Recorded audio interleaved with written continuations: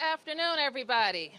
I am Muriel Bowser. I am the mayor of Washington, D.C., and we are located at the Metropolitan Washington Police Department's headquarters in Washington, D.C. I am here to announce some exciting news for one of our own who is going on to fantastic opportunities. After 26 years serving the residents of the District of Columbia as a Metropolitan Washington Police Department officer and almost 10 years as the chief of MPD, Cathy Lanier will retire. She will leave a tremendous legacy here. Since her tenure as chief, she has overseen a 23% drop in violent crime in the District of Columbia. She has overseen one of the most dramatic investments in a police force that we have seen, professionalizing our force, investing in training and opportunities for our officers, and really building up police and community relations that we should all be proud of. Most recently, Cathy Lanier has also been at the forefront of community policing and working with me to make sure we have one of the most robust body-worn camera programs anywhere in our nation. Cathy deserves and has earned the respect of police chiefs across our nation. She has been very active nationally in crime-fighting efforts and in the discussions around crime fighting. I'll just say a couple of things about her tenure here in Washington, D.C. We know that when other cities were doing hotspot or arrest-based policing, our chief recognized the need to build stronger relationships with our community. She immediately increased police presence in neighborhoods when becoming chief by launching Operation Full Stride, which dedicated almost 200 officers to foot patrol. Cathy Lanier prioritized information sharing with the community, launching a public crime mapping webpage and community email groups throughout Washington, D.C. Moreover, she led by example in establishing the expectation that her command staff would be readily available for responding to the public 24/7. I can't tell you the number of times I was at a meeting where the commanders and the chief herself gave out her personal cell phone. In her first year, Chief Lanier launched the Summer of Safety program, which provided 72 full days of safe, supervised summer activities for children around our city. And this focus on engaging youth in a positive way is another legacy that Cathy will leave us in Washington, D.C. During the chief's tenure, violent crime, as I said, has dropped 23%. The chief made an immediate impact on violent crime in the district by working to convince partners in the criminal justice system that through coordinated and immediate action, we could prevent and stop violent crime in the district. And that work will continue. I am very proud of the force that Cathy has led, and a lot of people have worked together to build. We have a proud force of officers and command staff, and I frankly don't think Cathy Chief Lanier gets the credit that she deserves for picking talent, investing in talent, and building talent. And that's why we have a deep bench of police professionals at the Metropolitan Police Department. Now, Chief Lanier has said frequently that being the police chief is the best job in the world. It's certainly the best job for a police officer, right, police? Right, Cathy? And we agree. And we will look forward to recruiting the right leader for our department to serve the 670,000 residents of Washington, D.C., the millions of visitors who come here each and every year, the about million workers that we welcome to the District of Columbia each and every day.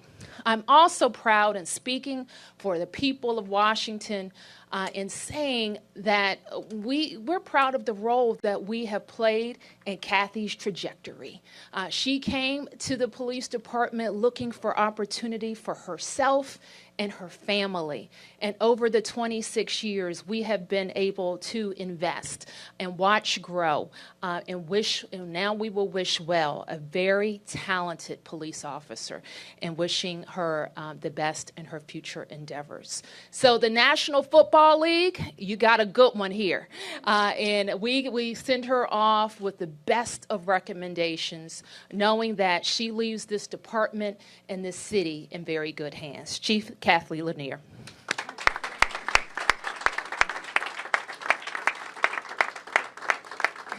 I heard they have air conditioning at the NFL. I apologize for the heat in here, but thank you all for coming. I just want to say that for the mayor providing me the opportunity to stay with her and continue doing what we were doing when she was an ANC commissioner and a council member and working with us has been an honor. Working for 3 mayors, I can tell you, I've enjoyed every minute of working with all 3, and Mayor Bowser is a very strong leader and has really pushed our city forward and will continue to do so. So thank you for all your opportunities for me. So retirement makes me feel old, yes, but it also is, after 26 years here, my contract would have come to an end just in January. And knowing that there is very, very talented people inside of MPD that also are coming up on retirement, it would be selfish for me to stay in January and not have opportunities be available to those who've worked so hard to make me successful. And those are the people standing here and the people that you will see out in the streets doing their job every single day. So I'm very fortunate that I had the opportunity to be associated with all of them. I would work for any one of them in a heartbeat and not bat an eye. So it's been my pleasure to serve alongside of them and to be in this community.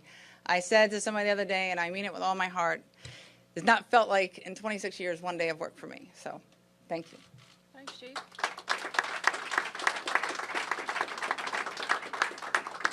I could use some air conditioning. I know. We'll be happy to take a few questions. Just please identify yourself and your outlet. Chief, Ben Knuckles from AP, can you put this new career move in the context of your life story from your beginnings as a high school dropout and a young mother? Did you ever anticipate having an opportunity like this to work for the NFL? I never thought I'd have the opportunity to be the chief in the nation's capital. Of course not. And I think what Mayor Bowser said earlier is, I've said to a million people, I stayed here and I do what I do because when other big cities were looking for chiefs and they reached out to me, I never gave it a second thought, because this city gave me an opportunity when many would not have. And when I started here in 1990, I had a ninth grade education, a GED. And over the past 26 years, I was able to work hard, get promotion, take promotional exams, get promoted, and I now have 2 master's degrees. So I owe my life to the city, to the residents, and to the department. And that's why I say every day that I came to work, it didn't feel like work to me. I owe that to the people of Washington. And, no place in the world deserves a sense of safety than the nation's capital. And I feel like the transition for me now to the NFL, it is America's favorite sport. And that also deserves that same sense of safety. So I'm looking forward to it. But it is bittersweet. It's heartbreaking to leave the city I grew up in. Steve Burns from WMAL Radio. Can you go into sort of how what you've experienced here translates into this NFL job, and how what you've done here will inform what you do there?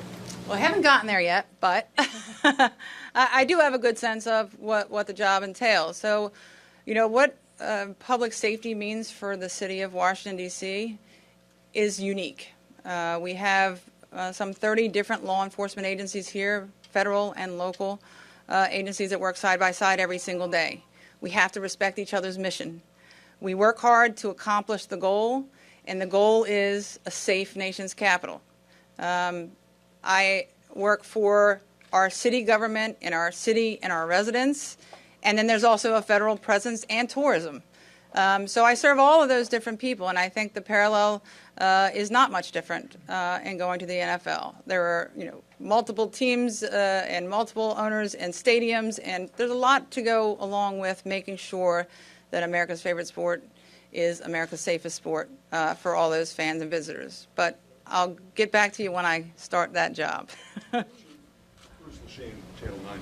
What was your low point? What was your worst day? In 26 years?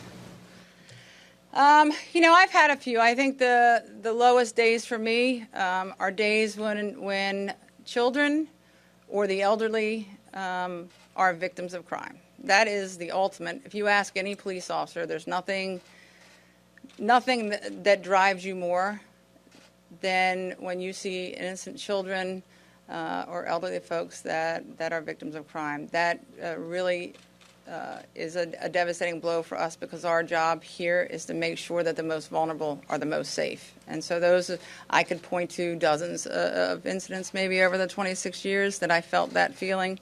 I'm happy to say that it's much less now than it used to be. Paul Wagner with Channel 5. What was your biggest challenge in these nearly 10 years? And the mayor mentioned your legacy. What do you believe your legacy is? So it's ironic that you would ask me that question, Paul Wagner. My biggest challenge has been the press. No, I had to do it, Paul. I'm sorry. The biggest challenge is really has really been making sure that the people that we serve understand that we do care what we do. We're police officers, so to come to work and do the tough job that cops do out there on the street every day, and also communicate to people that we do care, we are compassionate, and we do have feelings for the people that we serve. It's a tough balance, because you have to be tough in this job. And while officers are out doing their job, to at the same time be able to convey those feelings is very difficult, especially when sometimes when their moments are the tensest. But I think we've done a great job with that, and our community trusts us, and they believe in their officers. What was the second half of your question? What do you think your legacy is? Well, I'd like to think that, the image of our police department has changed some in the past 10 years, in that we are engaged in our community, that there are lots of people in our community that you can ask who their beat officer is, and they know them by name, they know what shift they work, and they know what days off they have, because they are engaged. So I think the most important legacy, there are other things, but the most important legacy is we have a community that supports us, and that support helps us to prevent crime, close cases, and even bring closure in very, very old cases, because people will talk to us now and give us the information we need, even proactively, and help us prevent crimes. So the most important one would be that, Paul. Yes. Quick question. The press may not be the biggest challenge you've had. The proliferation of media might. I'm curious what advice you might have for your predecessor, especially given the proliferation of arrest videos. I guess there's one out last night. What advice do you have for them, and any comment on that video? Yeah, my successor, I assume you're talking about yes. The best advice I've ever gotten is the same advice that I would give to whoever, takes this podium after I leave, and that is just always be honest and always be yourself. People might not like what you have to say, but if you're telling the truth, that's your job. And I think people really appreciate a police officer of any rank that is just honest and upfront. Transparency has never been more important than it is today. So I think you can't always tell the public everything, because there are some things that are confidential in the further, when you're furthering an investigation. But there's never a time when you can't tell the public anything. So there's always something you can say. So I would say that. Just be yourself, be honest, and give as much information as you can. C. Graves. Can you tell us how this came about? Did NFL reach out to you? Did you reach out to them? And I'm sure you're anxious to share your salary with us going into the private sector. I did not reach out to them. They contacted me. I have never gone out looking for a job, and in fact, most of the outreach that I've received in the past several years never got past a phone call. Not interested. I have a very good job. And my mother taught me it was not polite to ask about salary. But I will refer you to the public information office at the NFL. Your upbringing from Tuxedo Road to here and now the NFL, what is the message that you want to give to young women, young girls who are 16 years old now and maybe considering dropping out of school, maybe pregnant, maybe be in the same place that you were those years ago? Well, thank you for that question, Mark. I think that you owe me one, Mark. You owe me a lot, Mark. The message is, I wish, I had the message when I was that, teenager. There's nothing that's not possible with hard work. Your attitude and your effort and hard work will get you wherever it is you want to go. And a lot of young people don't have that confidence, especially if they have that background.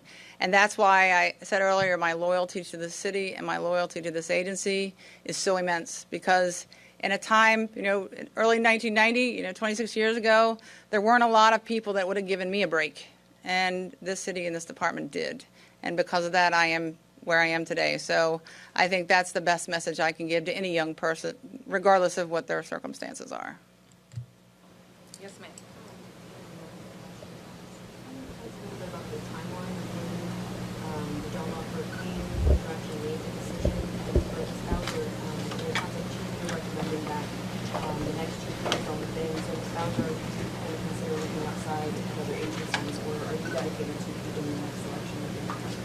So I think first and foremost, the mayor has to pick the person that she's most comfortable with. I like to think that there is a ton of talent in MPD, and we couldn't always say that. And I wouldn't be where I am today, and I wouldn't have lasted 10 years if I didn't have extremely talented people around me. So I have to give credit where credit's due, and that's these people standing here. So I will always endorse them, and as I said, I would work for any one of them at any time. In terms of my timeline, I literally had preliminarily made a decision on Friday, but did not make a final decision until yesterday. So my final decision was late yesterday afternoon, and I immediately, once I made the decision, went and sat down and had a talk with the mayor. Mayor Bowser? Yes. Can we ask about your process? Are you going to name an interim or acting chief today? Who takes over? And what is the chief's last day? The chief will be with us till September 17th. I will name an interim in the coming days. And then what about, you have now, by my count, at least 3 pretty big openings with Kaya Henderson, DGS, and now the chief of police. Mm-hmm. Can you talk about just the job that is before you and your staff of filling these 3 pretty critical positions? Sure, absolutely. So with DGS, we've appointed Greer Gillis. She's the interim director, and I do not expect to initiate an active recruitment immediately. So Greer is our leader at DGS.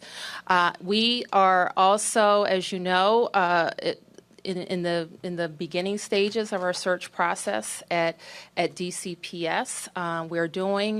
We wanted to do some check-in with the community before we went full speed ahead with that. We're going to be doing some very active stakeholder interviews, and we're working with a search firm to also make sure that we know of all of the talent who's interested in working for DCPS. For the police department, this is an agency I know very, very well, and all of the leadership here I know very, very well as well. As an ANC commissioner and ward council member and mayor, I spent a lot of time with the folks in the room. So I certainly will look to the chief who can inform me about any questions I have about talent and kind of where we're moving forward to. But we will recruit the right leader. So I don't have an immediate plan I don't think we're going to need the services of a search firm. But we will recruit within, and we will also take any interest from outside people. Chief, not to ask the nasty question, but there are some pretty negative tweets out there, including from Greg Pemberton, who says my phone is blowing up with members fanatically excited. People are thrilled that this nightmare is over. There are people with Black Lives Matter who say, there are crimes that are occurring in the same places over and over again. They need more police there. Criticism from various. Could you respond to some of that? No, just kidding.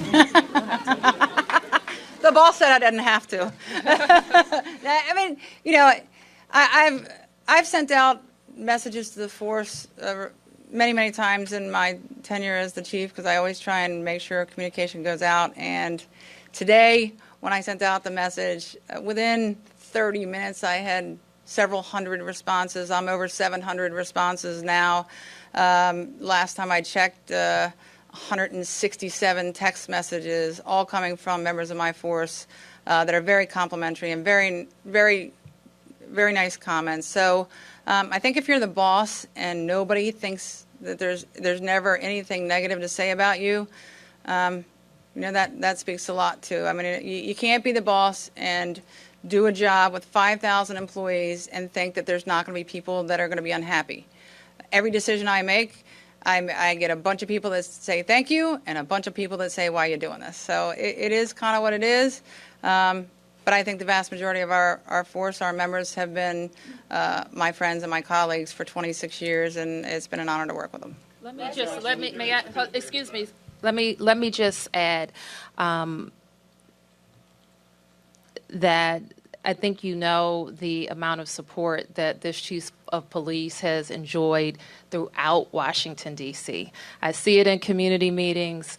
You see it in the polls that you run, and I hear it when I talk to officers. And so that, after being the police chief for almost 10 years is pretty remarkable in itself. I also, I think that the chief will leave the next chief in a very good position in terms of working with the labor union. Even in the last several months, we've been able to accomplish some things with the labor union that I don't think you had been able to do in your previous 8 years. So we're seeing movement in the right direction there. This is a command team that supports rank and file officers. This is a mayor that supports rank and file officers.